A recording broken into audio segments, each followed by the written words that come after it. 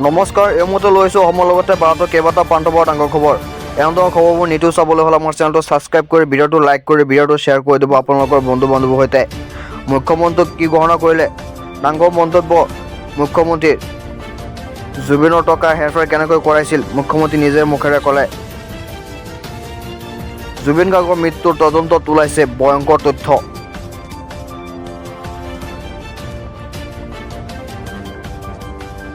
মৃত্যুৰ বাবে ষড়যন্ত্ৰ ৰচা হৈছিল।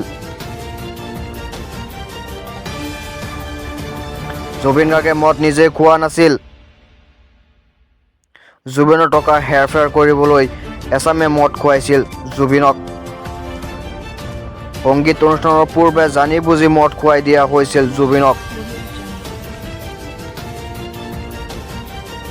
যাতে জুবিনে অনুষ্ঠান কৰি পোৱা টকাকেইটা লুটি খাব পাৰে।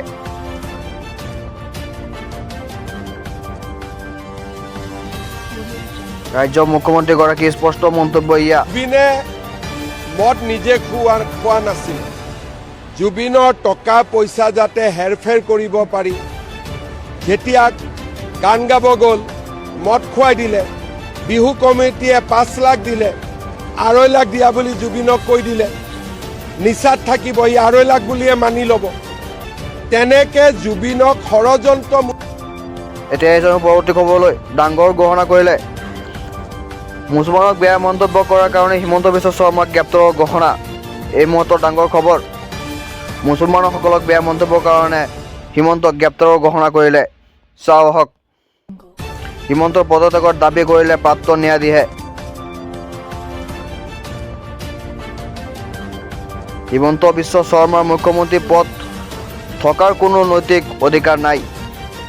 মুছলমানসকলৰ বিৰুদ্ধে ঘৃণা বেয়াপোৱা ভাষা দিয়াৰ বাবে মুখ্যমন্ত্ৰীৰ বিৰুদ্ধে আইন ব্যৱস্থা লোৱা উচিত। ভাৰত এখন সমান অধিকাৰ থকা দেশ আৰু ইয়াত কোনো নাগৰিক ধৰ্মৰ ভিত্তিত বৈষম্য কৰিব নোৱাৰিব।